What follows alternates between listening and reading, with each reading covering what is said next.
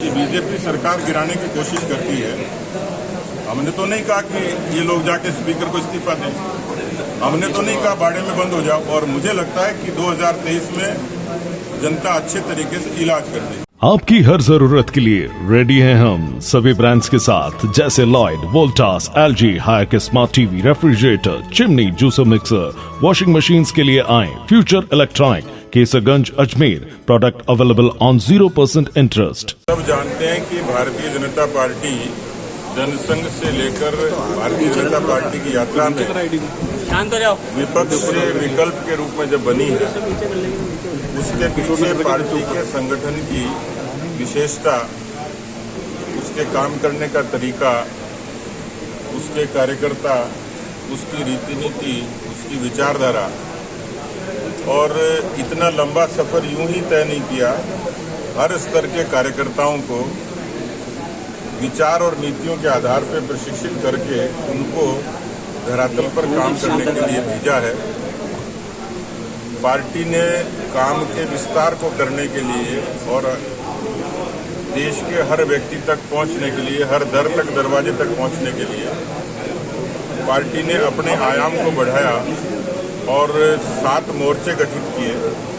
सातों ही मोर्चों की अपनी अहमियत है और उसमें अल्पसंख्यक मोर्चा पार्टी के विचार और नीतियों को लेकर अल्पसंख्यक बिरादरी के बीच में काम करता है। जब जब समय आया तब तब भारतीय जनता पार्टी ने बहुत ही उदारता के साथ, बड़े मन के साथ देश के सब तबके को साथ लेकर चलने की कोशिश की। हम पर महज आरोप लगते रहे, लेकिन ये भी सत्य है कि अटल बिहारी वाजपेयी जी के समय एपीजे अब्दुल कलाम साहब का राष्ट्रपति बनना, ये उसी समग्रता का परिचायक है। आज मोदी जी की सरकार में सबका साथ, सबका विकास, सबका विश्वास और सबका प्रयास, ये पंचलाइन काम करती है, सबकी समग्रता के साथ है। 80 करोड़ लोगों को अन्न मिलता है, तो हिंदू, मुस्लिम, सिख, ईसाई किसी पंथ के निरपेक्ष होकर मिलता है। आयुष्मान की योजना का लाभ सब लेते हैं, आवास की योजना का सब लेते हैं, उज्ज्वला की योजना का लाभ सब तबके के लोग लेते हैं। और इसलिए यही कारण है कि 2006 में जब अल्पसंख्यक मंत्रालय बना, उसमें मनमोहन सिंह जी की सरकार ने 143 करोड़ रुपए का प्रावधान किया। ये मोदी जी की सरकार है कि जब 2018-19 का बजट आया तो 4700 करोड़ रुपए का प्रावधान अल्पसंख्यक मामलों के मंत्रालय के लिए किया गया। उड़ान, उस्ताद, हुनर हाट, छात्रवृत्ति, ऐसी तमाम योजनाएं थी जिसमें मदरसों का कम्प्यूटरीकरण, तो ये तमाम योजनाएं थी जिससे अल्पसंख्यक बिरादरी के, खासतौर पर मुस्लिम भाइयों का जीवन बदला। ट्रिपल तलाक तो कुछ नहीं करेंगे, क्योंकि हम पर तोहमत लगती है कि बीजेपी सरकार गिराने की कोशिश करती है। हमने तो नहीं कहा कि ये लोग जाके स्पीकर को इस्तीफा दें, हमने तो नहीं कहा बाड़े में बंद हो जाओ।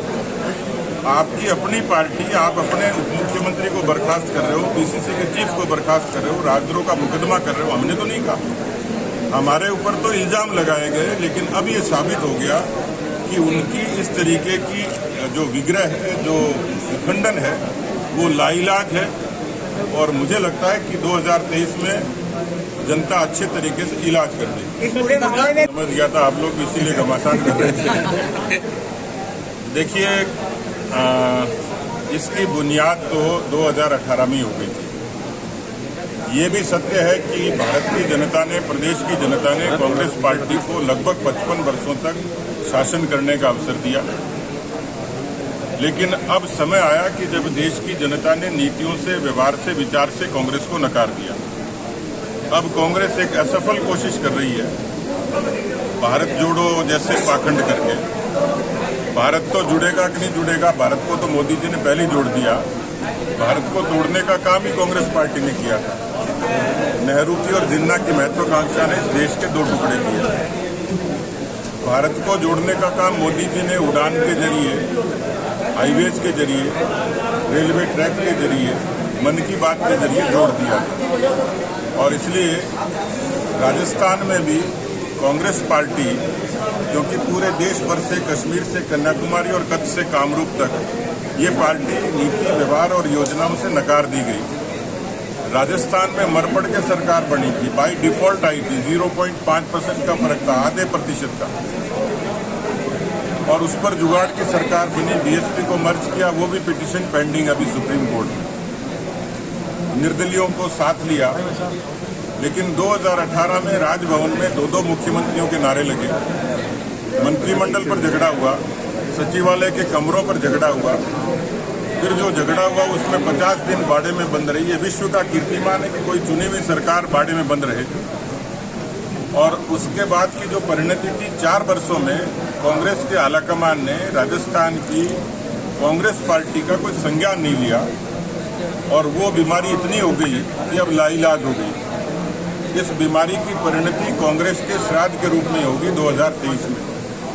लेकिन हमें फिक्र है, अब जो स्थिति बनी है वो कॉन्स्टिट्यूशनल मशीनरी की फेल्योर जैसी है।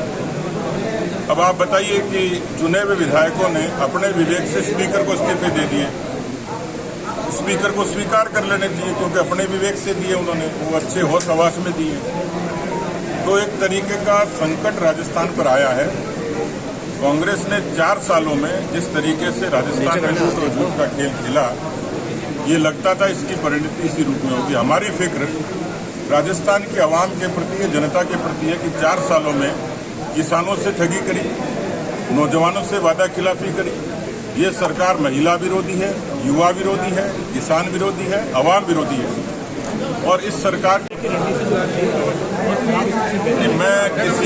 मैं कोई एस्ट्रोलॉजर नहीं हूँ, किसी के भविष्य की भविष्यवाणी कैसे कर सकता हूँ, लेकिन इतना ही कह सकता हूँ कि जितने लोग हैं, कहीं न कहीं इस सारी अस्थिरता का नुकसान आवाम को, राजस्थान की जनता को, उसकी हमें फिक्र है। सचिन पायलट की उनका क्या भविष्य खराब हो रहा है भैया? थोड़ा सा मैं कैसे कह सकता हूँ?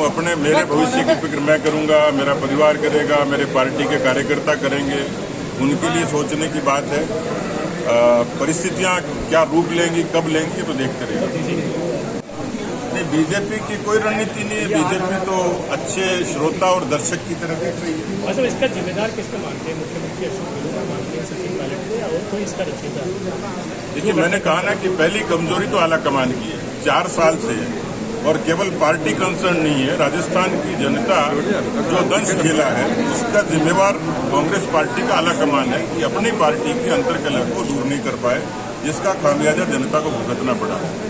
और इसलिए दोषी जो हैं वो तो सबके समक्ष ही, उसके बारे में मुझे कोई नामों का वर्णन करने की, विवेचना करने की आवश्यकता नहीं। भाजपा 2023 के चुनाव का इंतजार कर रही है, उससे पहले सरकार जाने का है। बीजेपी पूरे संयम के साथ 2023 का इंतजार करेगी, क्योंकि दिन कितने बचे हैं, जुमा 4, तो हम करेंगे इंतजार। देखते रहिए, आज तक इंतजार कीजिए, कल।